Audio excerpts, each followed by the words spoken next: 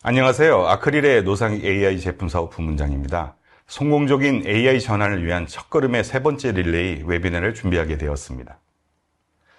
본격적인 세션 진행에 앞서 웨비나 스케줄을 안내해드리면 크게 두 가지 세션으로 구성되어 있는데요. 첫 번째로 인공지능의 발전을 이끄는 힘에 대해서, 그리고 다음으로는 의료진단의 패러다임 전환을 주제로 어떻게 의료 데이터가 효과적으로 AI와 접목돼서 활용될 수 있는지를 말씀드리고자 합니다. 우선 본격적으로 세션 진행에 앞서 저희 회사를 소개해 드리겠습니다. 주식회사 아크릴은 2011년 설립된 국내 대표 인공지능 전문 기업으로 모든 기업을 위해 최고의 기술과 솔루션을 제공하는 것을 목표로 하고 있습니다. 아크릴은 인공지능 솔루션의 개발부터 운영까지 전 주기를 지원하는 MLOps, LLMOps 플랫폼인 조나단을 통해 기업들이 전문 개발자 없이도 쉽고 효율적으로 인공지능을 개발하고 운용할 수 있도록 돕고 있습니다. 또한 AI를 활용하여 의료 데이터를 효율적으로 관리할 수 있는 의료정보 시스템 나디아와 LLM 파운데이션 모델 및 응용 솔루션인 아름 등 다양한 제품을 보유하고 있습니다. 이러한 기술력을 바탕으로 아크릴은 공공기관, 병원, 대학, 금융기관 및 SKCNC, LG전자, 삼성전자, KT 등 기업들과 협력하여 인공지능 플랫폼 구축 및 솔루션을 제공하고 있습니다. 아크릴은 앞으로도 인공지능 기술을 통해 인간의 삶을 풍요롭게 하고 다양한 산업 분야에서 디지털 전환을 선도하는 기업으로 성장해 나갈 것입니다. 그럼 첫 번째 세션을 시작하도록 하겠습니다. 인공지능을 움직이는 힘, GPU 그리고 MLOps에 오신 것을 환영합니다. 오늘 여러분과 함께 AI 발전에 있어 GPU가 그리고 MLOps가 얼마나 중요한 역할을 하는지 이야기를 나눠보도록 하겠습니다. 말씀드린 순서는 보시는 바와 같이 크게 4개의 서브 타이틀을 보시면 되겠습니다. 최근 10년간 인공지능 기술은 놀라운 발전을 이루었습니다. 간단한 자동화에서부터 자율주행, 자연어 처리, 생성형 AI까지 우리가 일상에서 접하는 AI 기술들은 점점 더 정교해지고 있습니다. 이러한 AI 혁신의 핵심에는 GPU, 그래픽 프로세싱 유닛이 있습니다. GPU는 원래 그래픽 렌더링을 위해 개발되었지만 병렬 연산 능력 덕분에 AI 모델 학습과 추론에서 필수적인 요소로 자리를 잡았습니다. 최근 AI 기술이 급격하게 발전하면서 GPU는 AI의 핵심 인프라로 자리를 잡았습니다. 화면에서 보시는 것처럼 AI 산업을 이끄는 주요 기업들은 대규모 GPU 클러스터를 구축하며 연구와 개발을 가속화하고 있습니다. 예를 들면 메타는 10만 개 이상의 GPU를 활용하여 라마4 모델을 훈련하는 데 투자하고 있습니다. 이는 AI 모델을 더 빠르고 정확하게 학습시키기 위한 중요한 전략 중 하나입니다. 또한 엔비디아는 최신 AI 칩인 블랙웰을 공개하면서 1년 만에 칩 개발을 완료했다고 발표를 했습니다. 이러한 최신 AI 반도체의 발전은 AI 추론 및 학습 속도를 획기적으로 향상시키고 있습니다. 이처럼 GPU는 단순한 그래픽 처리를 넘어서 AI 혁신을 실현하는 필수 요소가 되었습니다. 최근 몇 년간 AI 기술이 폭발적으로 성장하면서 엔비디아의 주가도 급등하고 있습니다. 화면에서 보시는 것처럼 엔비디아의 시가총액이 300조 원 가까이 증가하며 엄청난 시장 가치를 기록하고 있습니다. AI 모델의 학습과 추론을 가속화하는 GPU의 중요성이 커지면서 엔비디아는 괴물 모드라는 평가를 받을 정도로 빠르게 성장을 이어가고 있습니다. 뿐만 아니라 엔비디아의 주가는 한 달간 25% 상승하는 등 지속적인 상승세를 보이고 있습니다. 이는 기업들이 AI 기반 서비스를 확장하는 데 있어서 GPU 수요가 지속적으로 증가하고 있음을 보여주고 있습니다. 그럼 왜 인공지능과 엔비디아 GPU가 밀접하게 연관되어 있는지를 알아보도록 하겠습니다. 이 질문은 AI 연구자와 기업들이 가장 중요하게 생각하는 부분입니다.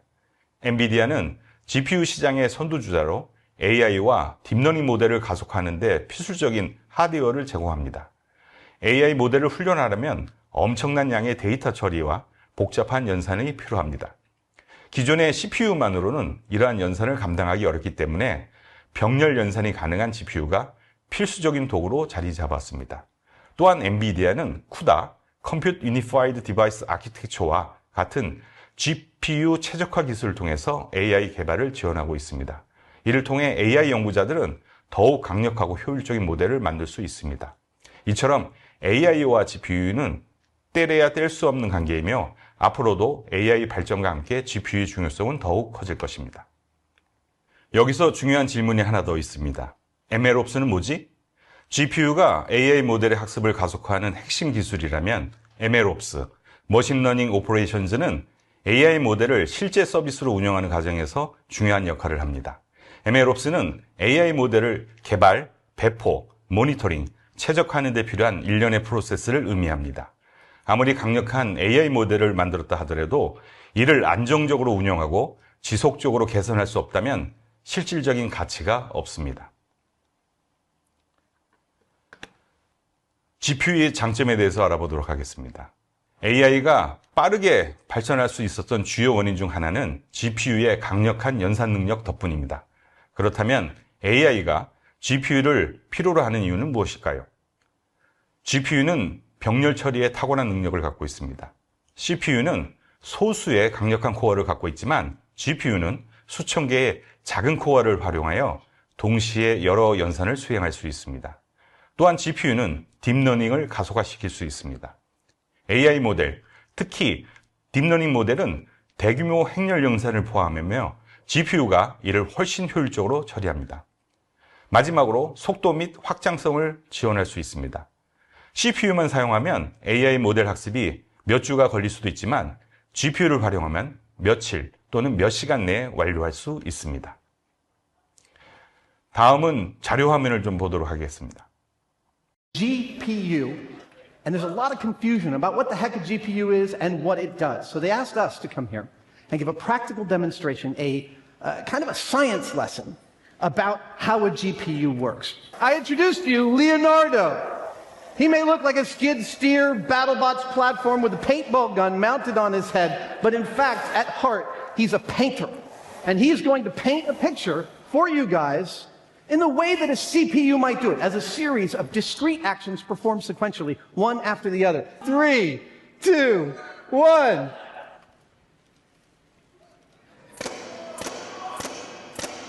Let me speed it up.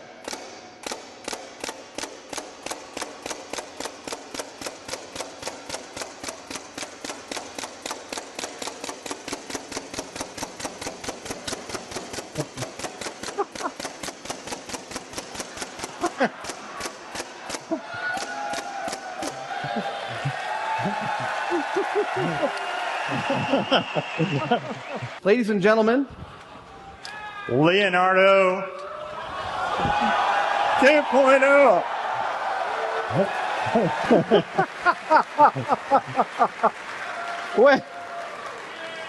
When we hit this trigger on this thing, 2,100 gallons of air goes through these accumulators, out these valves, into all 1,100 of these tubes, into these tubes in which the bottom of is a paintball. Each of those paintballs will fly across 7 feet of space and in 80 milliseconds reach its target. Hopefully, when it's all said and done, it's going to paint the Mona Lisa. It's kind of like a parallel processor or a GPU. Okay? Got it? Okay. GPU painting demonstration. Yep. 3, 2, 1.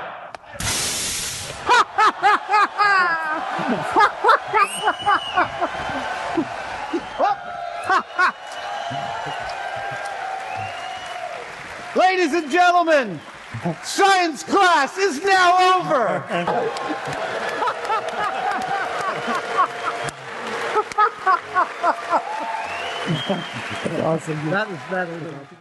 여러분이 보셨던 화면에서 엔비디아가 제공하는 GPU의 작동 방식에 대해서 과학적 실험을 수행했습니다. 그런데 GPU가 정확히 어떻게 AI 발전을 돕는 것일까요? CPU는 직렬 연산을 수행합니다. 즉, 하나의 작업을 매우 빠르게 처리하는 데 최적화되어 있습니다.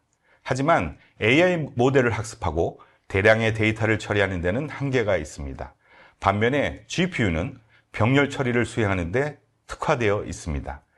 수천 개의 작은 코어들이 동시에 연산을 수행하기 때문에 복잡한 AI 모델을 학습하는 데 있어 GPU는 CPU보다 훨씬 더 효율적입니다. 지금 보시는 화면에서는 CPU와 GPU의 차이점이 잘 정리되어 있습니다. AI 모델을 훈련하거나 실행할 때 CPU와 GPU 중 어떤 것이 더 효과적일까요? 이를 이해하기 위해 두 하드웨어의 특징을 비교해 보겠습니다. CPU, Central Processing Unit은 소수의 강력한 코어를 갖고 있습니다. 이는 복잡하고 직렬화된 연산 수행에 적합하며 일반적인 컴퓨터 작업, 운영체제의 실행이라든지 웹 브라우징, 마이크로소프트의 오피스 프로그램의 실행 등에는 최적화되어 있습니다. CPU는 한 개의 코어가 한 개의 프로그램을 실행하는 방식으로 작동합니다. 즉, 작업 하나를 매우 빠르게 처리하는 데 특화되어 있습니다. 반면에 GPU는 수천 개의 작은 코어를 가지고 있습니다. 이 코어들은 단순하고 반복적인 연산을 동시에 수행하는 데 최적화되어 있습니다. AI 모델에서는 수많은 행렬 연산이 필요하기 때문에 GPU는 병렬 연산을 활용해 빠른 학습과 추론이 가능합니다. 지금 보시는 화면에 GPU의 실제 하드웨어를 보여드리고 있습니다. 이 강력한 장치는 단순한 그래픽 처리를 넘어서 AI, 데이터 과학, 고성능 컴퓨팅 등 다양한 분야에서 필수적인 역할을 하고 있습니다. 이 GPU에는 3개의 냉각팬이 장착되어 있습니다. 이는 AI 모델 훈련 시 고성능 연산으로 인해 발생하는 열을 식히기 위해서 필수적인 설계 요소입니다.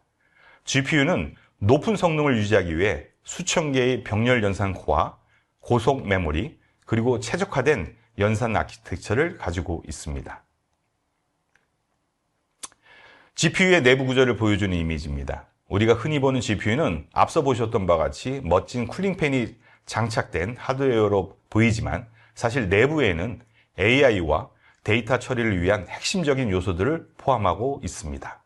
그 중에 하나가 GPU 프로세스고 중앙에 위치한 GPU 칩은 파란색 박스로 표시가 되어 있으며 실제로 연산을 수행하는 핵심 처리 장치입니다. 또 이 GPU 칩에는 수천 개의 작은 연산 코어가 포함되어 있으며 이를 통해서 병렬 연산을 가능케 하고 있습니다.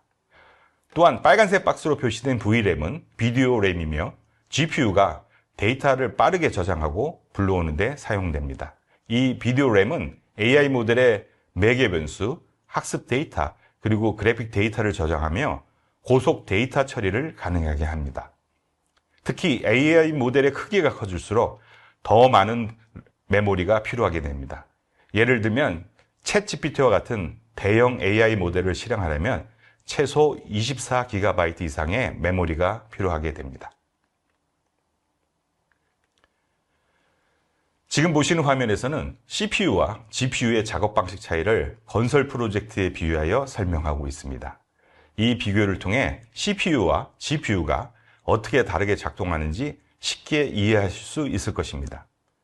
CPU는 똑똑한 엔지니어들로 구성된 팀과 같습니다. 그들은 건물의 설계를 매우 정교하게 할 수 있습니다. 하지만 실제로 건물을 짓는 것은 소수의 엔지니어들이 직접 작업해야 하므로 속도가 느립니다. 결과적으로 건설이 오래 걸리고 단일 작업을 신중하게 수행합니다. 반면에 GPU는 수만 명의 노동자가 동시에 도착한 것과 같습니다. 이미 설계도가 주어져 있다면 GPU는 즉시 병렬로 작업을 시작합니다. 모든 노동자가 동시에 일하기 때문에 건물이 훨씬 빠르게 완성됩니다. 즉, GPU는 단순하고 반복적인 연산을 대량으로 수행하는 데 최적화되어 있습니다. 지금 보시는 화면에서는 GPU 가속기가 AI 모델 학습과 추론에서 왜 필수적인지 설명하고 있습니다. 오늘날 AI 모델은 방대한 데이터를 학습하고 처리해야 합니다. 이러한 연산을 CPU만으로 처리하는 것은 시간이 너무 오래 걸릴 수 있으며 비효율적입니다. GPU는 앞서 설명드린 바와 같이 병렬 연산을 통해 이러한 AI 연산을 대폭 가속화하며 이는 AI 연구와 산업 발전을 가능하게 한 핵심 기술입니다.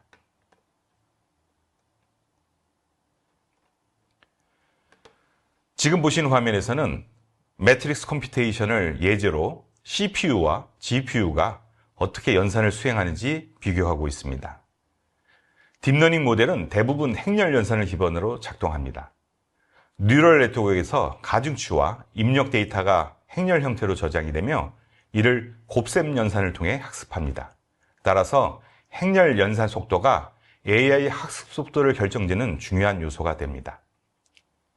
CPU의 경우 본 예제에서 한 개의 코어가 16번의 곱셈 연산을 수행합니다. 이는 직렬 방식으로 하나씩 계산을 진행해야 하므로 처리 속도가 상대적으로 느립니다.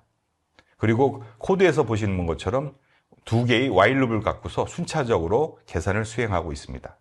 반면에 GPU는 16개의 코어가 각각 한 번씩 곱셈 연산을 동시에 수행합니다. 즉, 한 번에 모든 곱셈 연산을 수행하기 때문에 CPU보다 훨씬 빠르게 결과를 도출할 수 있습니다. 지금까지 저희는 AI에서 GPU가 왜 중요한지를 살펴봤습니다. 그런데 여기 한 가지 질문이 더 나오게 됩니다. 왜 저희가 신문지상이나 매스컴에서 엔비디아만 언급할까요? 사실 GPU 시장에는 엔비디아뿐만 아니라 AMD, 그리고 최근에는 인텔까지 경쟁에 참여하고 있습니다. 하지만 AI 및 딥러닝에서 엔비디아가 독보적인 위치를 차지하는 데는 몇 가지 이유가 있습니다. 엔비디아, AMD, 그리고 인텔이 AI GPU 시장에서 경쟁을 가속하고 있음을 보여주고 있습니다. 우리는 엔비디아가 AI 시장에서 강력한 입지를 차지하고 있는 이유를 살펴볼 수 있었습니다. 최근 AMD와 인텔 또한 AI 최적화 GPU를 출시하며 치열한 경쟁이 벌어지고 있습니다. 엔비디아는 AI GPU 시장의 선두주자입니다. 쿠다 생태계와 텐서코어를 활용해서 AI 모델 학습 및 추론에서 압도적인 성능을 자랑합니다. 최근 발표된 H100, B100과 같은 고성능 AI 칩은 데이터 센터와 AI 클러스터에서 필수적인 존재가 되었습니다. AMD도 최근 M1250X와 M1350 시리즈를 출시하며 AI 훈련 및 추론 성능을 강화하고 있습니다. 또한 소프트웨어 플랫폼을 통해서 AI 개발자들이 엔비디아 쿠다에 의존하지 않도록 지원을 확대하고 있습니다. 인텔 또한 AI 가속기를 출시하며 AI 시장에 적극적으로 진출하고 있습니다. CPU와 GPU를 결합한 AI 전용 하드웨어 솔루션을 개발하며 데이터 센터에서 AI 연산을 더욱 최적화하는 방향으로 나아가고 있습니다. 이렇게 AI 칩 경쟁이 가속화되는 이유는 생성형 AI 모델이 확산되고 있고 데이터 센터 및 클라우드 AI 인프라가 확장되고 있기 때문입니다. 또한 국가 간의 AI 기술 경쟁도 치열해지고 있습니다. GPU 성능 자체는 비슷합니다. 그럼에도 불구하고 엔비디아가 우위를 차지한 이유는 쿠다 생태계의 압도적인 지배력에 있습니다. 엔비디아의 쿠다는 AI 연구 및 딥러닝 모델 훈련에 가장 널리 사용됩니다. AI 연구자들은 대부분 텐서플로우, 파이토치 등과 같은 프레임워크를 쿠다를 기반으로 최적화하여 사용합니다. 반면에 AMD의 소프트웨어는 아직 지원하는 분야가 적고 제한적이기 때문에 활용도가 낮습니다. 엔비디아는 데이터 센터용 GPU, 텐서코어, AI 가속 라이브러리 등을 지속적으로 개선하며 AI 연산 최적화를 주도하고 있습니다. 반면에 AMD는 게이밍 및 그래픽 렌더링에 강점을 둔 GPU를 중심으로 발전해 왔기 때문에 AI 연산 최적화에서는 뒤처져 있습니다. 또한 AWS, 구글 클라우드, 마이크로소프트 애저 등의 클라우드 서비스는 AI 워크로드를 위해서 대부분 엔비디아 GPU를 채택하고 있습니다. 이는 쿠다 생태계와 AI 최적화의 영향이며 기업 입장에서는 이미 검증된 엔비디아 GPU를 사용하는 것이 더 안전한 선택이기 때문입니다. 우리가 AI, 머신러닝, 고성능 연산에서 GPU를 활용할 때 단순히 하드웨어 성능뿐만 아니라 소프트웨어 및 개발 환경이 얼마나 성숙했는지도 중요한 요소입니다. 엔비디아와 AMD의 기술 격차를 살펴보도록 하겠습니다. 엔비디아가 개발한 GPU 프로그래밍 플랫폼으로 쿠다는 AI 및 데이터 과학에 최적화되어 있습니다. 쿠다 기반으로 최적화된 AI 프레임워크는 텐서플로우, 파이토치 등이 있으며 앞서 말씀드린 바와 같이 딥러닝 연구자들이 주로 엔비디아 GPU를 사용합니다. 2010년부터 고성능 분산 컴퓨팅을 지원하며 AI 학습에서 엔비디아의 쿠다는 필수 기술이 되었습니다. 반면에 AMD도 오픈소스를 기반으로 GPU 연산 플랫폼으로 엔비디아 쿠다와 유사한 역할을 하는 소프트웨어를 릴리즈하고 있지만 아직 시장에서 그 영향력을 키우지 못하고 있습니다. 그래서 엔비디아와 AMD의 기술 격차는 한 2년 정도로 현재 바라볼 수 있습니다. 지금 보시는 화면에서는 데이터 센터 GPU 시장 점유율을 보여주는 그래프입니다. AI 및 클라우드 연산이 급격히 성장하면서 데이터 센터용 GPU 수요도 크게 증가하고 있습니다. 그렇다면 현재 어떤 기업이 이 시장을 주도하고 있을까요? 보시는 바와 같이 엔비디아가 데이터 센터 GPU 시장의 92%를 차지하고 있는 모습을 볼 수 있습니다. 또한 AMD는 5%, 기타 기업들이 3%를 차지하고 있으며 엔비디아가 사실상 독점적인 위치를 차지하고 있음을 보여주고 있습니다.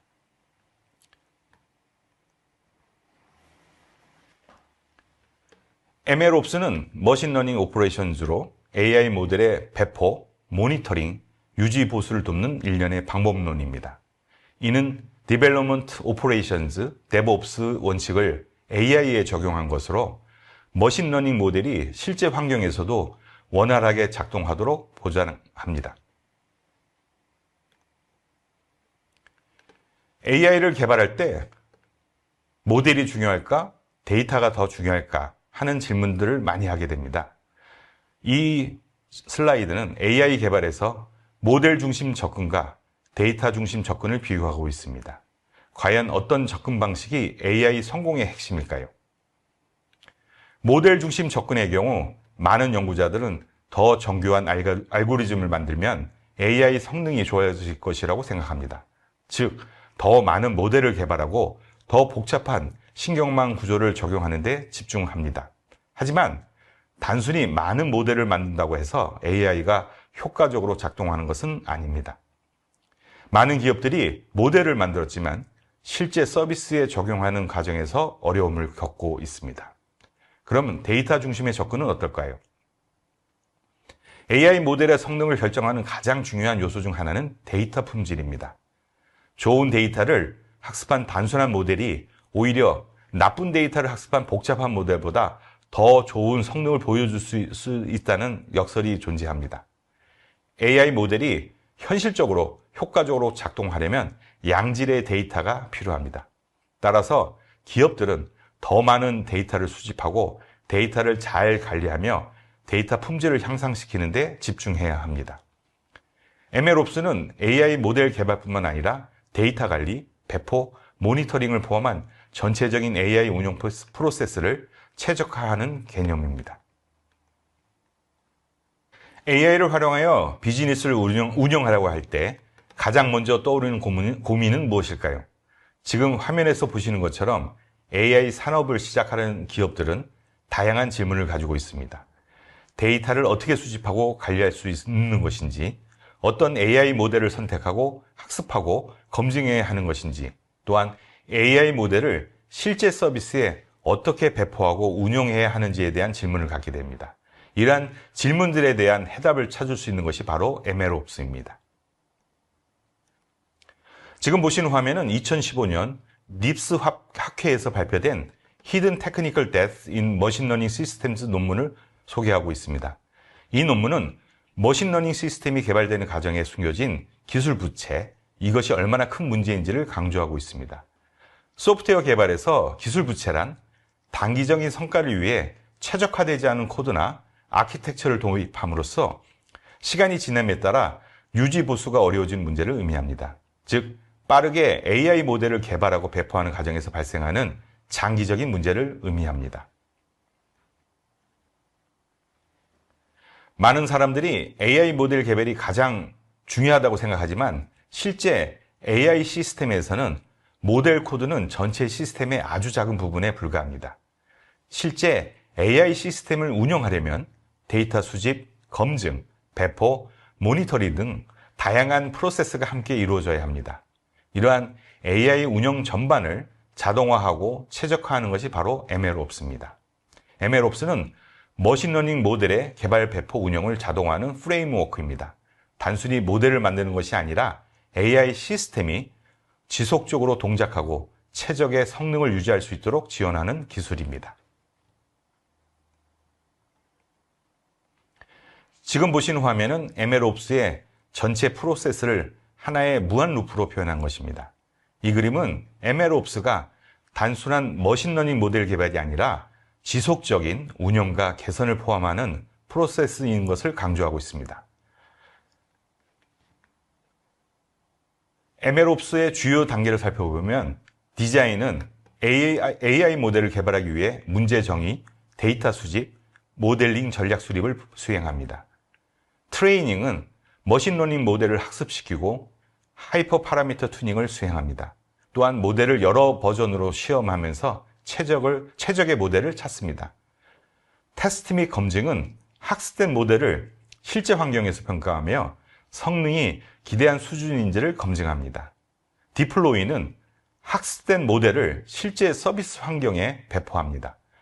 빠르고 안정적인 실시간 추론을 위해 GPU 가속화 및 컨테이너 기술 등이 적용이 필요합니다.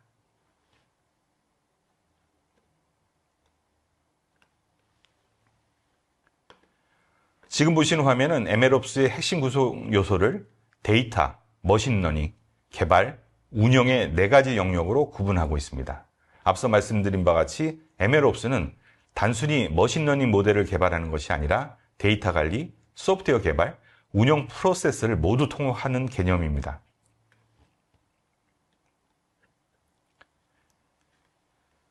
AI 시스템을 구축하고 운영할 때 앞서 말씀드린 바와 같이 가장 중요한 요소는 결국 MLOps입니다. 지금 화면에서 보시는 것처럼 MLOps는 데이터, 머신러닝, 디벨롭먼트, 오퍼레이션즈를 결합한 개념이고 AI 시스템이 원활하게 작동하고 지속적으로 발전하기 위해서는 MLOps가 필수적이라고 말씀드릴 수 있습니다. 글로벌 IT 기업들이 MLOps를 어떻게 활용하고 있는지, AI 운영을 어떻게 최적화하고 있는지를 살펴보도록 하겠습니다.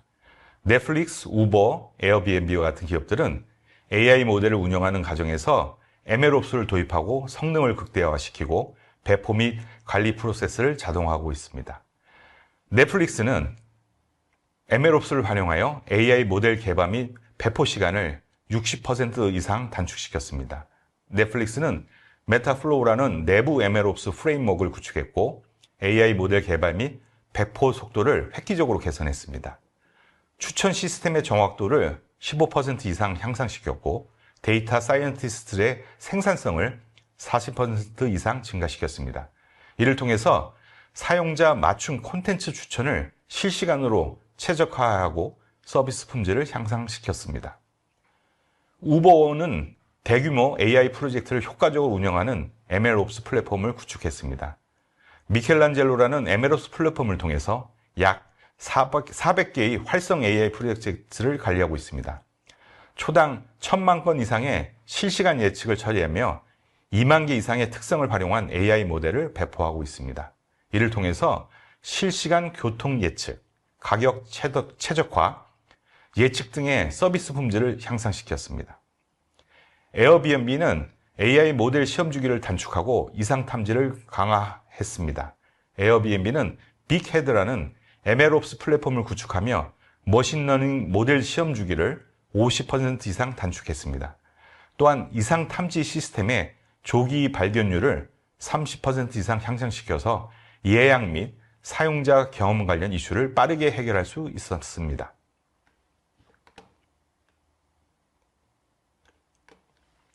지금까지 MLOps가 어떤 역할을 하는지 그리고 글로벌 기업들이 어떻게 활용하고 있는지 살펴보았습니다. 그렇다면 이제 우리도 AI 시스템에서 MLOps를 활용하는 방법을 고민해 봐야 될 것 같습니다. 화면의 문구처럼 우리도 한번 도전해 볼까 하는 마음으로 MLOps 도입을 위한 전략을 살펴보도록 하겠습니다. AI와 MLOps 도입을 고려해야 하는 이유는 AI 프로젝트의 80%가 연구 단계에서 실패하기 때문입니다. AI 모델을 성공적으로 개발하는 것만큼 이를 실제 운용 환경에 적용하고 유지하는 것이 어렵기 때문입니다. 모델이 배포된 이후에도 데이터가 계속 변하고 성능이 유지되지 않는 문제들이 발생할 수 있기 때문입니다. 반면에 MLOps를 활용하면 AI 모델 개발에서 배포, 운영까지 전체적인 프로세스를 자동화할 수 있습니다.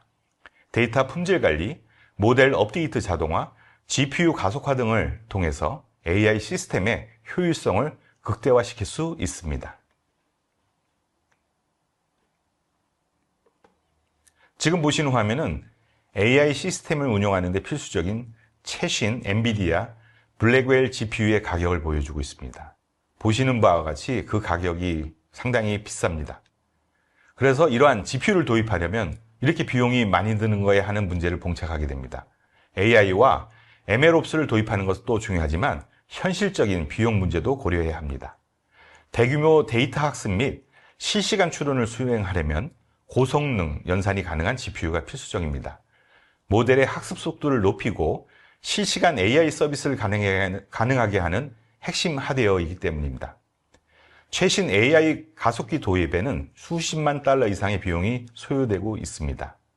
따라서 GPU 도입을 위한 최적의 전략이 필요합니다.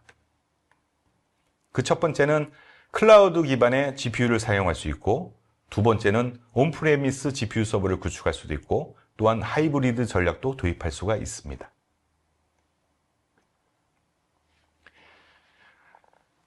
지금 보시는 화면은 AI 개발과 운영에 필요한 천문학적인 비용을 강조하는 뉴스 기사입니다. 네이버는 1.4조, LG는 1조 투자가 기사화되었습니다. 또한 데이터 센터 운영비 2030년까지 2배 이상 증가가 예상되고 있습니다. 또 엔비디아의 H100 GPU의 가격이 몇 개월 만에 1,300만 원 이상으로 가격이 상승했습니다. 따라서 이제 AI 운영은 단순한 기술적 도입의 문제가 아니라 막대한 비용을 어떻게 감당할 것인가에 대한 현실적인 문제가 되었습니다. 그렇다면 AI 운영 비용을 최적화하는 방법은 무엇일까요? 최신 AI 모델은 수십억 개의 파라미터를 학습해야 하며 이를 위해 엄청난 연산량이 필요합니다. 이에 따라 GPU, 데이터 센터, 전력 비용 등이 폭발적으로 증가하고 있습니다.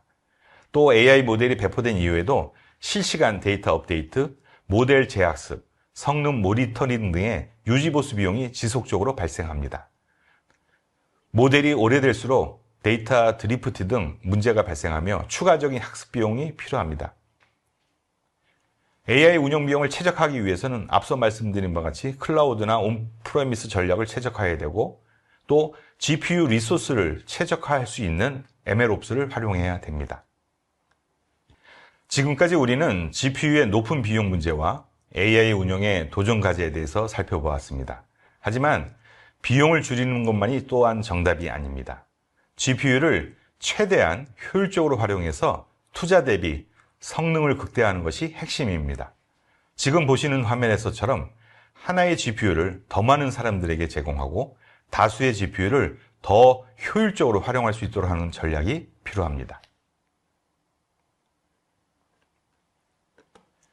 지금 보시는 화면에서 GPU 효율을 400%까지 증가시킬 수 있다는 최신 기술에 대한 뉴스를 보실 수 있습니다. GPU 성능을 극대화하는 기술이 개발되고 있고, 이에 대한 관심이 폭발적으로 증가하고 있습니다. AI 플랫폼의 성능 최적화 기술이 해외 학회에서 주목을 받고 있으며 GPU 자원을 효율적으로 활용하는 것이 중요한 트렌드로 자리 잡고 있습니다. AI를 성공적으로 운영하기 위해서는 비용 문제 외에도 여러 가지 진입 장벽이 또한 존재합니다. 데이터 중심 AI 산업을 시작하고 싶지만 인력과 비용 부담이 크고 AI 모델을 구축하고 운영하기 위한 전문 기술과 인프라가 필요합니다. 또한 AI 인프라를 구축하는 데 있어 하드웨어와 운용 비용을 절감할 수 있는 방법 또한 필요합니다. 오늘 다룰 핵심 주제는 MLOps를 활용해서 AI 산업 진출의 장벽을 어떻게 해결할 수 있는가입니다. 이제 조나단이라는 AI 플랫폼을 소개하겠습니다. 이 플랫폼은 AI 개발과 배포를 간편하게 만들어줍니다. 조나단은 다음 기능을 갖춘 AI 플랫폼입니다. 데이터 정제 및 특징 엔지니어링 자동화, 전통적 머신러닝부터 딥러닝, LLM 서비스 개발까지를 지원합니다. 또한 모델이 실시간으로 안정적으로 운영될 수 있도록 배포 및 모니터링 기능을 지원합니다. 자동화된 워크플로우를 통해서 안정적인 AI 배포를 가능케 합니다. 조나단을 선택해야 하는 이유는 개발 시간을 단축시킬 수 있고 확장성을 보장하고 모델 성능을 유지하는 장점을 제공하기 때문입니다.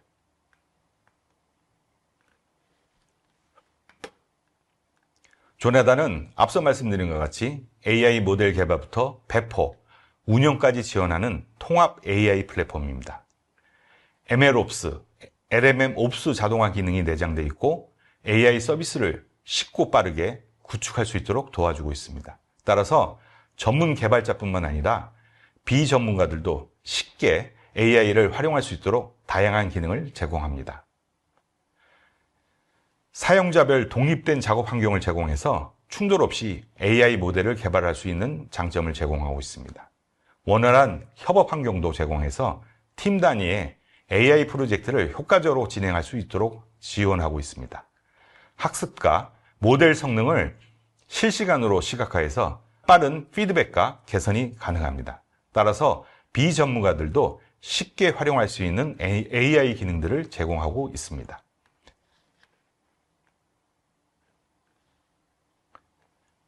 조나단 MLOps 솔루션의 주요 구성 요소는 다음과 같습니다.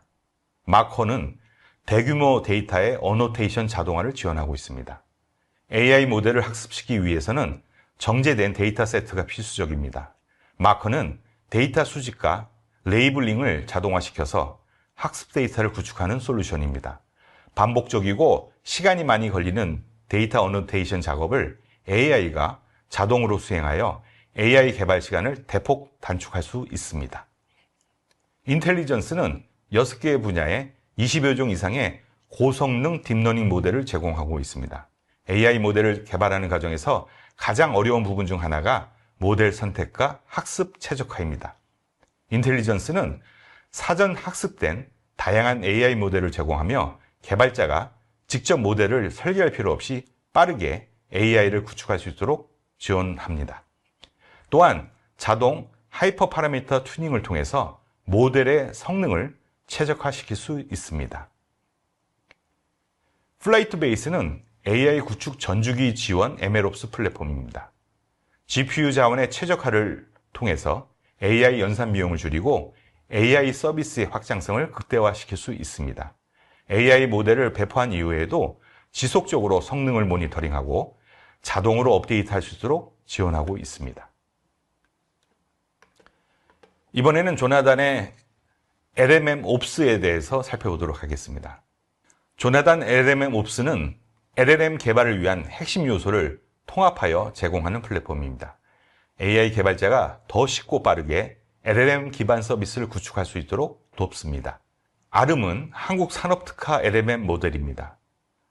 한국 산업에 특화된 LLM으로 국내 비즈니스 환경에서 최적의 성능을 발휘할 수 있습니다.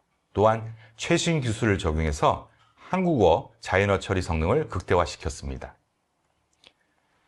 아름 모델 베이스는 최신의 파라미터 효율적 미세 조정 기법을 활용해서 LMM 성능을 극대화시켰습니다. 모델 튜닝 및 최적화 프로세스를 자동화시켜 AI 개발 시간을 단축시킬 수 있습니다. 고품질의 AI 질문 응답 시스템을 구축할 수 있도록 지원합니다. 다양한 비즈니스 환경에서 LLM을 쉽게 적용할 수 있도록 엔드투엔드 솔루션을 제공하고 있습니다. 지원되는 기능은 프롬프트 엔지니어링 기능과 AI 서비스 배포 및 운영을 최적화시킬 수 있는 기능을 제공하며 실시간 사용자 질의응답 성능을 향상시키고 있습니다. 그래서 조나단 LMMOps가 제공하는 가치는 LMM 개발의 전 과정을 지원하는 올인원 플랫폼으로서 그 특징을 갖고 있고 최신 AI 기술을 적용한 LMM 최적화 배포 환경을 제공하고 GPU 자원 최적화를 통해 비용 절감 및 AI 성능을 극대화시키고 있습니다. 따라서 LMM 기반 AI 서비스 개발을 위한 강력한 도구를 제공하고 있습니다. 아름은 아크릴 LLM의 약자로 조나단에서 개발한 고품질 한국어 특화 LLM입니다. 리더보드에서 1위를 기록하며 성능을 입증하였습니다. 8B 파라미터 모델을 통해서 경량화된 모델에서도 그 성능을, 우수한 성능을 발휘할 수 있습니다. 아름은 한국어 평가지표에서 강력한 성능을 보이며 오픈 AI 및 구글의 모델과 어깨를 나란히 하고 있습니다. 따라서 아름은 기존 영어 기반 LLM과 차별화된 한국어 최적화 모델을 제공하고 자연스러운 문장 생성 및 고품질 번역 기능을 지원합니다. 또한 아름은 기업 맞춤형 파인 튜닝과 렉 적용을 최적화시킬 수 있습니다. 아름을 활용한 사례로는 기업 AI 챗봇의 개발, 문서 요약 및 번역, 렉 기반의 검색, AI 컨텐츠 생성에 효과적으로 활용할 수 있습니다. 아름은 한국어 AI 새로운 기준을 만들었습니다. 앞서 말씀드린 바와 같이 최신 리더보드에서 한국어 AI 성능을 입증시켰고 오픈소스 기반으로 활용 가능하며 기업 맞춤형 커스터마이징 기능을 지원합니다.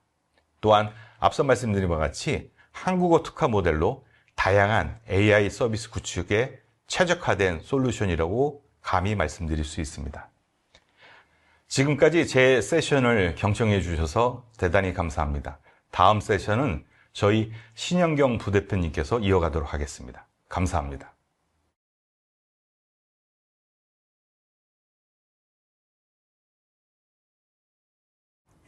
안녕하세요. 아크릴에서 헬스케어를 담당하고 있는 신현경입니다. 앞서서 여러분들은 MLOps에 대해서 설명을 들으셨을 텐데요. MLOps는 데이터를 수집, 가공, 정제, 배포, 모델까지 개발하는 전 과정을 하는 개념입니다. 이 앞서 강의를 들으면서 여러분들은 이런 생각을 하셨을 거예요. 아, MLOps 알긴 했는데 도대체 어디다 써야 되고 어떻게 활용할까 라는 고민을 하지 않았을까 하는 생각이 들고 있습니다. 얼마 전 딥시크가 세상을 놀랍게 했었죠.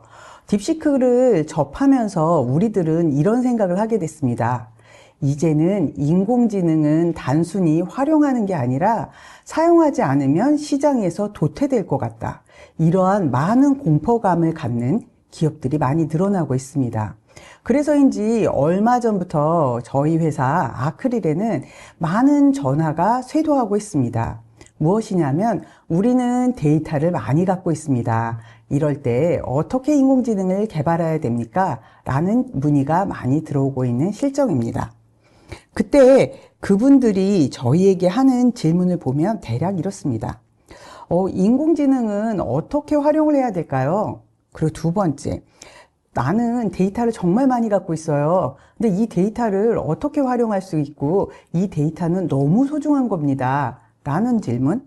그리고 인공지능 만들 때 비용이 얼마나 드나요? 라는 질문. 그리고 마지막으로 인공지능을 도입을 하면 어떤 효과가 있나요? 우리 직원들을 감소할 수 있나요? 라는 질문들을 많이 합니다. 그러면 저는 이런 질문을 들을 때마다 큰 고민을 합니다. 데이터를 정말 가지고 있는가? 대부분의 기업들은 데이터가 아닌 그냥 자료를 갖고 있는 것입니다. 그래서 데이터라 하는 것은 무엇이 활용할 수 있어야 되는데 그런 것이 아니라 업무에서 생성된 데이터다 보니까 실제로 인공지능에서 쓸 수 있는 것은 별로 없습니다. 그러다 보니 앞에서 설명하신 것처럼 데이터를 가지고 수집하고 저장, 정제, 그리고 표준화까지 하는 일련의 과정이 필요한데 이런 과정들을 생각하지 않으신 분들이 많습니다. 그래서 오늘 강의 들으신 분들한테 저는 말씀을 드리고 싶은 거는 인공지능을 만들려면 앞에 있는 MLOps와 같은 데이터 파이프라인을 구축하는 게 매우 중요하다는 말씀을 드리고 싶습니다. 그리고 사람이 이제 줄일 수 있나요? 사람 줄인다는 거는 매우 어렵습니다.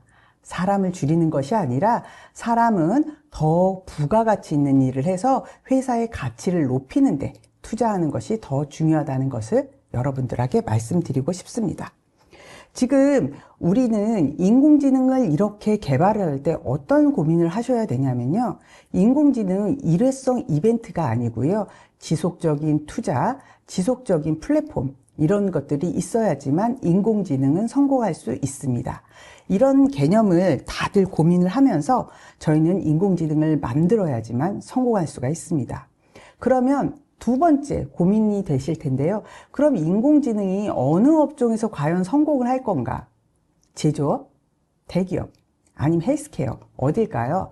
저희 아크릴에서는 인공지능이 가장 성공할 수 있는 파트는 헬스케어라고 보여졌습니다. 왜 헬스케어가 인공지능에서 경쟁력이 있는지 지금부터 저는 여러분들한테 설명을 드리고자 합니다. 지금부터 제 강의를 들을 때는 사례 위주랑 저는 제 경험 위주로 하기 때문에 여러분들 책상에 앉으셔서 볼펜을 들으시고 그리고 내가 갖고 있는 우리 회사의 데이터가 무엇인지 고민하면서 같이 만들어 가시면 될 것 같습니다. 그러면 지금부터 헬스케어에 대해서 본격적으로 말씀을 드리고자 합니다. 첫 번째는 헬스케어의 미래가 어떤 것인가를 한번 말씀드릴 거고요. 그러면 두 번째는 인공지능이 병원에 들어오면 어떤 거가 될 것인가가 2번 단계와 3번 단계에서 말씀드릴 거고요. 4번 단계에서는 해외에서는 어떻게 헬스케어를 디지털 전략화하는지 이렇게 말씀을 드릴 겁니다. 여러분, 헬스케어가 무엇인가요? 여러분들은 생각하시면 헬스케어 하면은 이렇게 생각을 하실 수도 있습니다. 나는 오늘 아침에 건강보조식품을 먹었다. 나는 오늘 병원에 갔었다. 이런 생각을 하실 텐데요. 헬스케어는 맞습니다. 나를 좀 더 건강하게 해주고 즐겁게 해주는 겁니다. 그렇다면 그게 어떤 업무인가를 보게 되면 고혈압, 당뇨를 관리하는 만성질환도 있을 거고요. 그 다음에 내가 오늘 피트니스 클럽에 가서 건강을 하는 자기관리, 웰니스 시스템도 있을 겁니다. 그리고 여러분들 얼마 전, 몇 년 전에 우리를 세상을 발칵 뒤집은 코로나 있는데요. 코로나를 진단하는, 테스트하는 이런 것도 헬스케어입니다. 우리가 생활 속에 있는 모든 것이 대부분 헬스케어인데요. 이거를 인공지능을 만든다는 겁니다. 그러면 왜 인공지능을 만든 게 혁신이 필요하고 중요하냐면요. 헬스케어는 가장 강력하게 인공지능이 도와줄 수 있습니다. 어떻게요? 의사가 진단을 할 때 혹시나 하는 실수를 찾아낼 수도 있고요. 우리가 인공지능이 운동을 해야 되는데 운동을 안 할 때 운동을 하라고 코칭도 해줄 수 있습니다. 그리고 오늘은 당뇨약을 잊으셨네요 라고 해서 얘기해 줄 수도 있죠. 이것은 우리만의 생각이 아니라요. 지금 보신 것처럼 맥킨지에서 이렇게 AI가 활용된다라고 보여주고 있습니다. 그러면 지금 두 번째는 힘스라는 곳이 있습니다. 힘스가 뭐지? 여기 있는 대부분 분들이 힘스에 대해서 잘 모르실 텐데요. 힘스라 하는 것은 미국에서 만든 기구인데 병원에 그리고 의료기관의 디지털 기술을 평가하는 곳입니다. 즉 뭐냐면 앞에서는 우리가 하는 광범위한 헬스케어였다면 힘스는 병원에서 쓰는 디지털을 말씀드리는 겁니다. 그러면 병원에서는 어떨 때 쓸까요? 라고 하면 비용을 절감하거나 아주 디테일한 의료를 찾아내거나 아니면 많은 데이터를 입력을 하고 검색할 때 쓰여지게 됩니다. 지금 보시는 것처럼 4가지 단계를 보여주고 있는데요. 저희가 가장 많이 병원에서 쓰고 있는 거는 임상의사결정 지원 시스템입니다. 병원 내에서는 CDSS라고 얘기를 하는데요. 의사 선생님이 진단을 냈을 때 이게 어떻게 하는 것이 좋을까를 고민할 때 이런 에비던스가 있고 이런 자료가 있으니 참고하세요 라는 거를 인공지능이 추천해 줍니다. 그러면 의사 선생님은 좀 더 정확하고 신속하게 의사결정을 할 수가 있죠. 저희 아크릴에서도 국내에 있는 대형 병원들과 함께 CDSS 사업을 많이 하고 있습니다. 그런데 제가 왜 앞에는 헬스케어, 뒤에는 병원 이렇게 말씀을 드렸냐면 우리는 헬스케어가 아니더라도 인공지능을 할 때는 목적이 명확해야 됩니다. 대부분 저희를 찾아와서 말씀드리는 분들은 나 인공지능 좋게 만들고 싶어요. 성능을 좋게 해주세요. 단순히 이렇게 하는데 그렇게 하시면 일회성으로 끝나실 수가 있습니다. 인공지능은 개발할 때 목표를 명확히 설정하는 게 성공 요인입니다. 그러면 어떤 목표를 설정하면 좋을까요? 여러분들 다 같이 한번 고민해 보세요. 나는 우리 회사에 인공지능을 만든다면 뭐부터 고민해 볼까? 첫 번째, 이걸로 돈을 벌 수 있을까?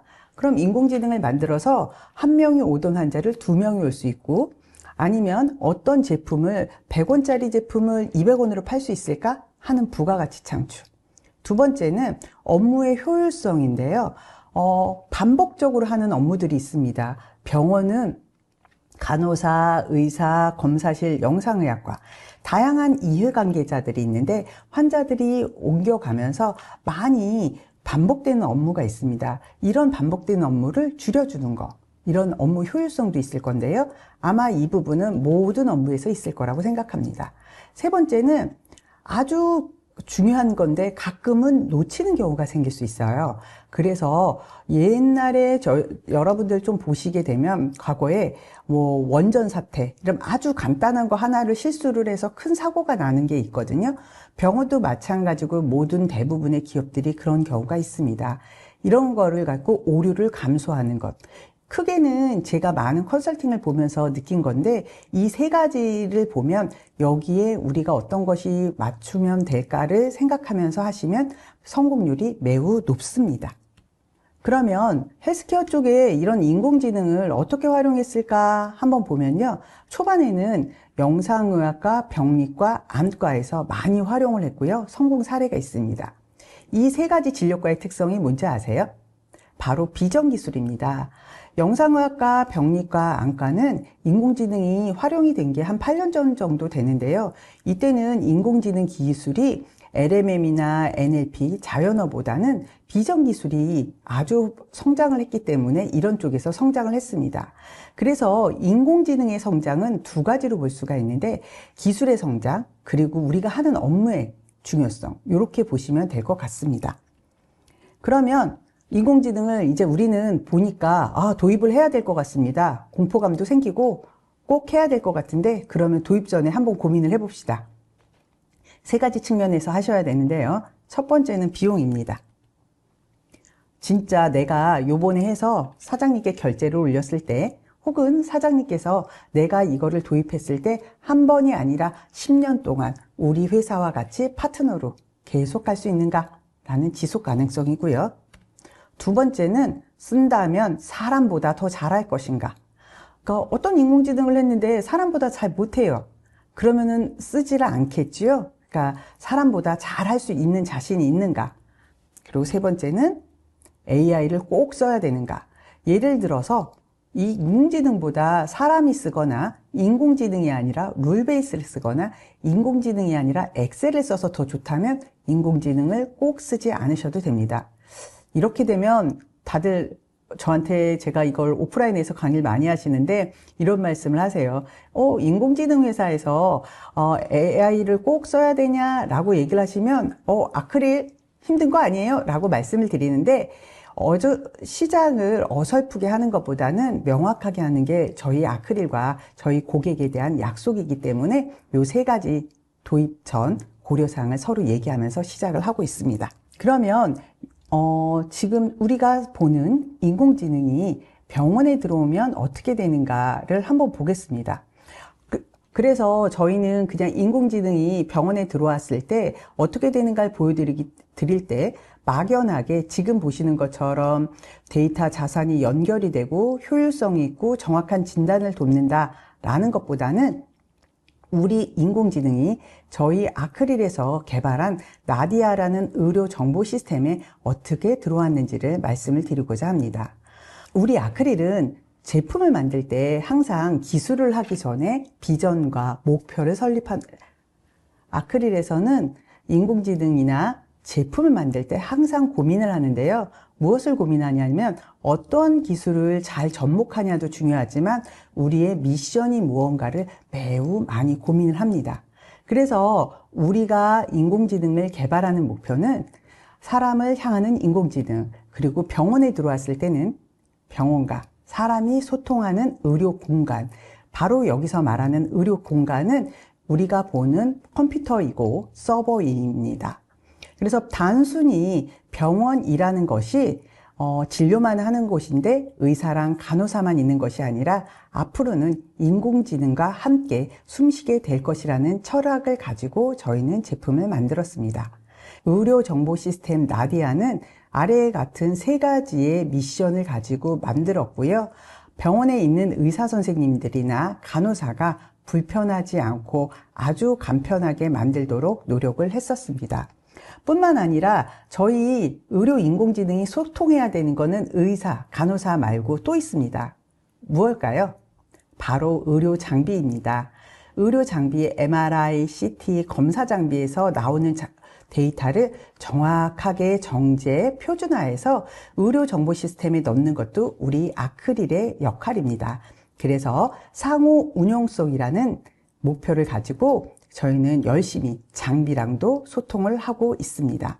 그리고 의료 정보 시스템을 만들 때는 어떻게 해야 되냐면 병원의 요구사항, 그리고 각각 의사, 간호사에 대한 요구사항을 해서 병원과 간호사 모든 사람이 발전할 수 있는 시스템을 개발하고 있습니다. 그러면 궁금하실 텐데요. 그래, 그럼 너희가 만드는 의료정보 시스템은 도대체 뭐가 달라? 라는 질문을 하실 겁니다. 아크릴이 개발하고 있는 의료정보 시스템 나디아는요, 일반 의료정보 시스템과는 약간 다른 점이 있습니다. 어찌 보면 이 약간이 매우 큰 차이인데요. 병원에서 쓰시는 의사 선생님이 사용을 하실 때는 동일합니다. 하지만 그 아래에는 조나단이라는 의료 인공지능을 개발하는 운영 데이터 플랫폼이 있습니다. 즉, 나디아 안에는 조나단이 결합이 되어 있습니다. 조나단이라는 인공지능 개발 데이터 플랫폼 위에 의료 정보 시스템이 있는 것입니다. 의사 선생님은 편리하게 지난번부터 환자를 진료할 때 입력을 하시게 되면 인공지능이 거기에 있는 데이터를 수집, 정제, 가공해서 표준화합니다. 그래서 나중에 이 의사 선생님이 환자가 왔을 때 인공지능으로 이 사람은 언제 데이터를 보고 싶지 하면 자동으로 쉽게 추출할 수가 있고요. 또 하나는 진료를 하고 계시는데 그러면 내가 얼마 전에 이 환자와 유사한 환자를 봤어. 근데 이 사람을 좀 추천해 줄 수 있지 않니? 이러면 인공지능이 다 추천을 해주게 됩니다. 그래서 의사 선생님은 좀 더 환자에 대해서 집중해서 좋은 경험과 지식을 가지고 진료를 하게 됩니다. 그러면 우리가 하는 이런 나디아라는 시스템은 현재는 국내에서 사용하고 있지는 않고요. 해외를 타겟으로 하고 있습니다. 지금 나디아 버전은 클라우드로 되어 있고요. 클라우드로 되어 있다 보니까 공간에 제약이 있지 않습니다. 해외에서는 저개발국 대상으로 사용하고 있는데요. 저개발국의 특성은 이렇습니다. 아직 병원의 의료정보 시스템이 대부분 없습니다. 그러다 보니까 국내처럼 단계 올라가서 의료정보 시스템을 개발하는 것이 아니라 인공지능이 처음부터 들어가는 의료정보 시스템을 개발하고 싶습니다. 말이 돼? 저개발국에서 어떻게 인공지능이 탑재되거나 의료 데이터를 관리하는 의료정보 시스템을 갖고 싶어? 라는 질문이 오실 텐데요. 여러분들 한번 다 같이 고민을 해보셔야 될 게 있습니다. 우리는 과거에 PC를 사용을 했고요. 그리고 핸드폰을 사용했고 거기서 PC를 사용했고 핸드폰을 사용하면서 단계적으로 올라갔는데 이분들은 처음부터 스마트폰을 사용했습니다. 그러다 보니까 이분들에게 인공지능은 되게 익숙한 거라고 생각을 하시면 될 것 같아요. 제가 우즈베키스탄에 가서 의료정보 시스템을 납품을 한 적이 있었습니다. 이분들한테 해서 충분히 설명을 했는데 이분들이 너무 자신 있다. 나는 프로그램을 잘 쓸 수 있다. 라고 했는데 상당한 문제가 생겼습니다. 그게 무엇이었냐면 이분들은 마우스를 사용하지 못한다는 겁니다. 처음부터 스마트폰을 사용을 하다 보니까 이분들에게 더블 클릭은 매우 어려워서 저희가 맨 처음에는 프로그램에 대한 사용 설명을 했었는데 나중에는 더블 클릭하는 방법을 가르쳐줘서 서로 다 웃은 적이 있었는데요. 이렇게 저개발국에선 우리가 생각하는 것과 좀 더 다른 고민들을 하고 있다. 라는 생각을 하고 계시면 될 것 같아요. 그래서 저는 인공지능을 개발하는 사업은 선진국도 중요하지만 중저소득국, 그러니까 개발도상국에 같이 함께 하는 것도 매우 중요할 거라고 생각합니다. 그러면 중저소득국에서 가장 관심 있는 게 뭐냐면 병원 내의 의료정보 시스템도 중요하지만 아래 보시는 것처럼 비대면 협진 시스템입니다. 그럼 비대면 협진 시스템이 뭐지? 라고 생각을 하실 텐데요. 비대면 협진 시스템이라는 것은 원격 의료 시스템이라고 쉽게 생각하시면 될 것 같아요. 우리나라에서 원격 의료 시스템 이렇게 생각하시면 이게 불법이야 합법이야 뭐 이런 고민들을 하시는데 해외에서는 원격 의료 시스템이 매우 중요합니다.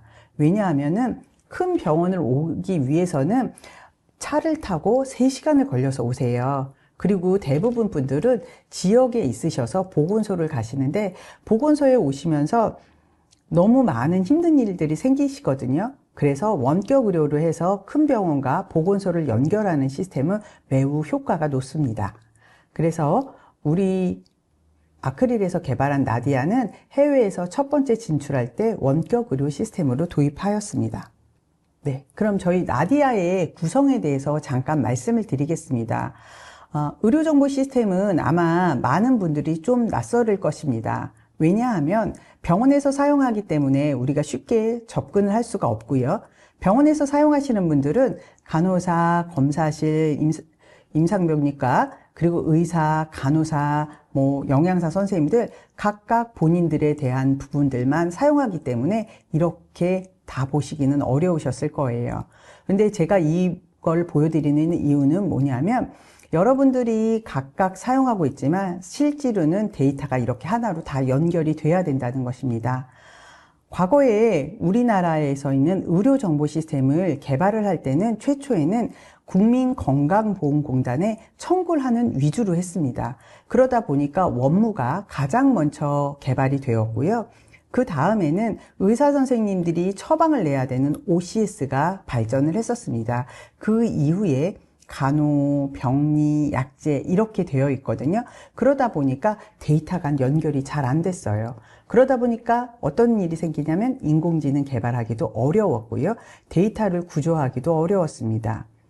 아크릴에서 개발한 나디아는 이런 데이터 구조를 처음부터 설계해서 만들었기 때문에 병원에서 좀 더 효율적으로 사용이 가능합니다. 뿐만 아니라 이렇게 데이터가 잘 구조가 되어 있고 프로그램 단위가 모듈화가 되어 있다 보니까 병원마다 필요한 솔루션을 도입을 하실 수가 있습니다. 아크릴 나디아의 특성은 유연한 플랫폼이라고 보시면 될 것 같습니다. 지금까지 병원에서 사용하는 의료 정보 시스템에서 말씀드렸습니다. 그래서 병원의 업무를 효율화하기 위해서 의료 정보 시스템을 사용하게 되고요. 데이터가 표준화돼서 서버에 남는다라고 말씀을 드렸어요. 그러면 데이터가 남았는데 그러면 이 데이터를 수집만 하면 어떻게 될까요? 저희는 서버가 클라우드 비용, 오늘 하시는 애저에서 클라우드 비용이 많이 들어서 병원이 사용을 하지 않겠죠? 이렇게 수집된 데이터는 활용이 돼야 됩니다.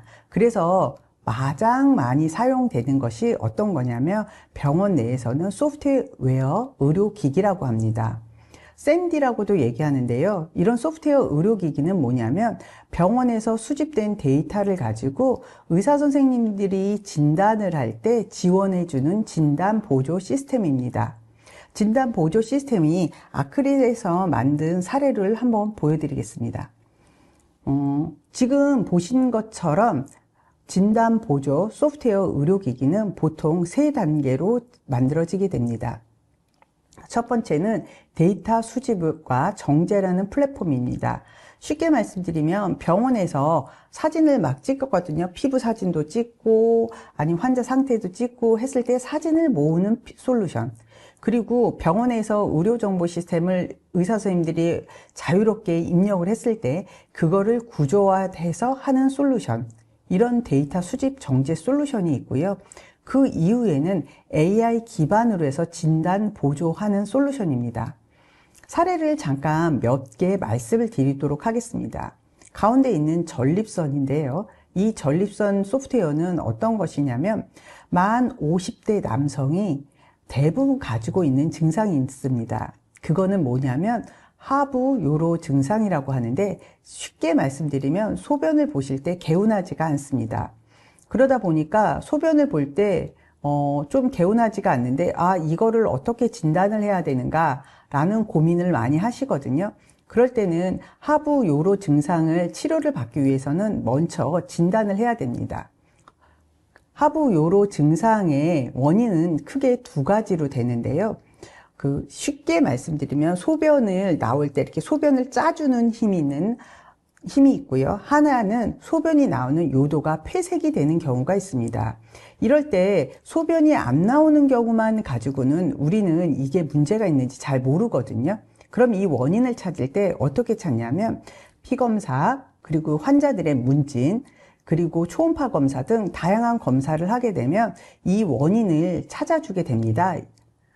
그 다양한 데이터가 서로 시너지를 내서 인공지능이 이 환자의 증상을 찾아줘서 너는 하부 요로 증상의 원인은 DUA라는 그런 것들을 잘 진단을 해주게 되고요. 그리고 또 저희가 하는 게 쉽게 하면 욕창이라는 게 있습니다. 여러분 욕창에 대해서 좀 익숙하지는 않을 텐데요. 욕창이라는 것은 뭐냐면 환자가 오래 누워있게 되면은 상처가 납니다. 그리고 쉽게 잘 낫지가 않거든요. 그러면 이 욕창이 어느 정도인지를 잘 알아야 됩니다. 병원에 있을 때 욕창에 상처가 있는데 이 상처에 대했을 때 어떤 약을 발라야 되지? 이 사람은 지금 어떤 상태이지? 라는 고민을 하게 됩니다. 간호사가 하게 될 수도 있고요. 집에서는 간병인이 될 수도 있습니다. 그런데 이 상처를 보고서 나는 이 사람에게 빨간 약을 발라야 돼? 노란 약을 발라야 돼? 오늘 치료를 해야 돼? 고민을 많이 합니다. 그런데 욕창 진단 의료기기로 사진을 찍으면 이 환자의 단계는 욕창 3단계이니까 지금 어떠한 약을 바르세요 라는 추천을 해주게 됩니다. 이러다 보니까 병원에 있는 간호사들은 크게 고민하지 않고 욕창 진단 의료기기의 추천을 받아서 빠르게 치료를 하게 됩니다. 빠르게 치료를 하게 되면 환자에게는 진료 기간이 단축되고 진료비가 감소하는 효과가 있어서 매우 높은 만족도를 가지고 있습니다. 이렇게 다양한 병원의 데이터를 가지고 진단 보조 의료기기를 개발하고 있습니다. 뿐만 아니라 환자들의 문진 데이터라든지 증상 데이터를 가지고 약의 치료가 효과가 있는지 없는지 하는 이런 소프트웨어 의료기기도 개발하고 있습니다. 혹시 여기 계신 분들 중에 병원에 있는 데이터가 있고 우리는 어떠한 진료과가 명확하다면 한번 아크릴과 고민하시면 소프트웨어 의료기기 CDSS를 만드실 수 있습니다. 병원의 업무를 효율화하고 의사의 진단의 정확도를 높일 수 있어서 매우 많은 만족도를 가지고 있고요. 다양한 전문 병원이나 대학교 위주에서 이런 것들을 많이 개발하고 있습니다. 그래서 지금 보시는 것처럼 다양한 의료 정보를 가지고 소프트웨어 의료기기를 개발을 하고 있습니다. 다음은 마지막으로 헬스케어 디지털 전환 전략을 말씀드리고자 합니다. 디지털 헬스케어 전략이라고 해서 한국에는 많이 발전을 해서 제가 해외 사례를 말씀드리고자 합니다. 해외에서 의료 데이터를 가졌을 때 어떻게 적용이 됐는지를 보면서 오늘 마무리하도록 하겠습니다. 지금 보시는 곳은 베트남에 있는 다낭병원입니다. 다낭은 따뜻한 곳이고 많은 외국인들이 많이 오고 있습니다. 그러다 보니까 다낭병원에서는 응급실에 환자가 많이 옵니다. 그러면 응급실에 오는 환자가 주로 어떤 환자냐면 배가 아파서 오기도 하고요. 아니면 여행을 왔다가 다쳐서 오기도 합니다. 근데 이분들의 가장 큰 고민은 무엇이냐면 응급실에 너무 많은 환자가 오는데 오지 않아도 되는 환자가 오고 있고요. 혹은 관광객이 아닌 베트남에 있는 주민들이 실제로 병원을 오셔야 되는데 이분들을 잘 관리를 못하는 것입니다. 근데 지방에서 오는 환자들이 잘 관리를 해주고 싶은데 또 오신 환자 중에 반은 꼭 오지 않으셔도 되는 환자들인데 차를 타고 3시간, 5시간 걸려서 병원으로 오시는 거였죠. 그래서 이 문제를 해결하고 싶었던 게 단양병원의 응급실이었습니다. 지금 보시는 사진에서 보시면 다낭병원에는 아주 최신의 병원의 시설을 갖고 있습니다. 하지만 보건소는 매우 열악해서 의사도 없고요. 간호사도 찾아보기 어렵습니다. 그러다 보니 그 작은 마을에서 떨어진 분들은 보건소에 오게 되고요. 보건소에서 오시면 그 의사나 간호사가 있는 게 아니라 행정하시는 분들이 그냥 큰 병원 가세요 라고 얘기를 해요. 그러다 보니까 큰 병원에서는 정말 많은 환자들이 오고 안 와도 되는 환자들이 오고 정말 오셔야 되는 환자는 못 오는 상황이었습니다. 그럼 이 부분을 해결하자. 그러면 이렇게 오신 환자는 주로 어떤 환자일까 봤습니다. 대부분 열대의학 환자였습니다. 쉽게 얘기하면 감염병 환자였었는데요. 이분들은 날이 덥다 보니까 그 전염성 질환이 많았습니다. 말라리아, 댕기열, 수질성 질환 이렇게 많은 질환이 있었는데 이분들이 열이 나면 무조건 오는 거예요. 근데 간단하게 열이 떨어질 수도 있는데 열이 나니까 큰 병원에 오고 그랬었습니다. 그래서 저희는 다낭병원의 열대의학과 감염병을 진료하는 의사 선생님들 5분과 연구를 시작을 했습니다. 첫 번째, 우리한테 가장 많이 오는 환자들의 질병명이 무엇인가 찾았습니다. 그래서 10개를 찾았고요. 이 10개에 관련된 데이터를 다 수집을 해서 이것들을 다 라벨링을 했습니다. 그래서 이 데이터가 어떤 증상이 있었을 때 이 환자들은 말라리아다, 이럴 때는 어떤 거다 라는 것을 저희가 분석을 했었거든요. 그래서 인공지능으로 많은 데이터를 표준화해서 학습을 돌렸습니다. 그래서 이분은 말라리아일 확률 몇 프로 아니면 댕기열 확률 몇 프로를 따져서 의사 선생님한테 추천을 해드렸습니다. 그러다 보니 의사 선생님들이 보실 때는 중요한 환자가 오는 것에 대해서 매우 높은 만족도를 가졌었고요. 그런데 저희가 맨 처음에 의사 선생님이 만족도를 가지셨던 거는 다낭병원 응급실 의사 선생님이셨습니다. 근데 다낭병원 응급실 의사 선생님들이 이런 얘기를 하셨습니다. 오, 이거 너무 좋은데? 그리고 두 번째, 나는 전문이기 때문에 이게 필요 없어 라는 말씀을 하신 거죠. 그래서 저희 너무 깜짝 놀랐습니다. 한 6개월 정도 프로젝트를 했는데 의사 선생님들이 좋은 제품이겠지만 나한테는 필요 없다 라는 얘기를 하셔서 당황했는데 그러시면서 뒤에 하신 말씀이 더 중요했습니다.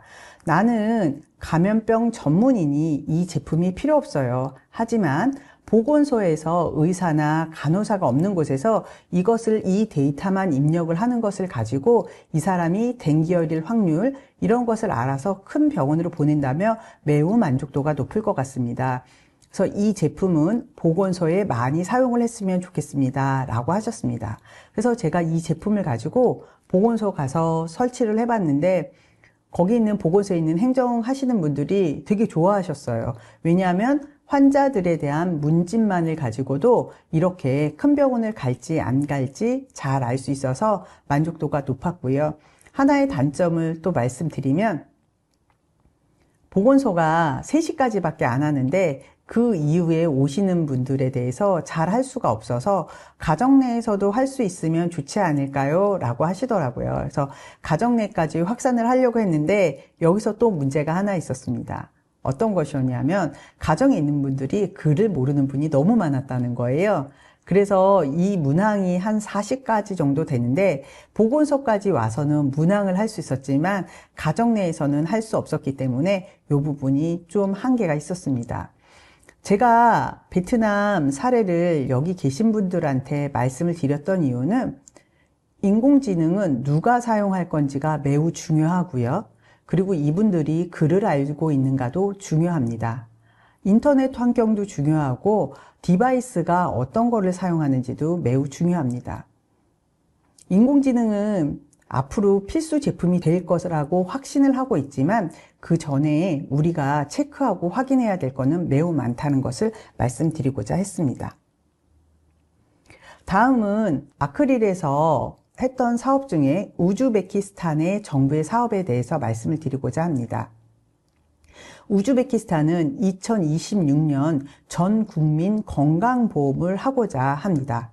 그러기 위해서는 전 국민 건강보험을 하기 위해서는 국가에서 데이터가 필요합니다.